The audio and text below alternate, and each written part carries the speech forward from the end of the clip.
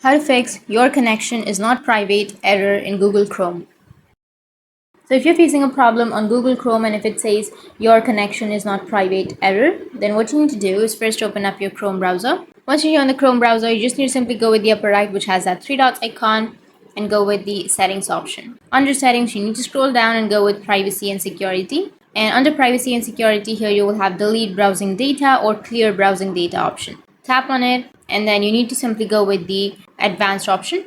Under advanced, you need to scroll down, and here you need to choose browsing history, cookies and site data, cached images and files, and go with delete data, which is on the bottom right. And again, tap on delete and clear your browsing data.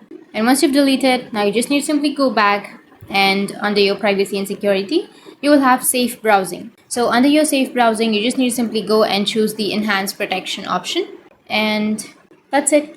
So that's how you can fix your connection is not private error in Google Chrome. And if you have any questions, feel free to comment below. Thanks for watching.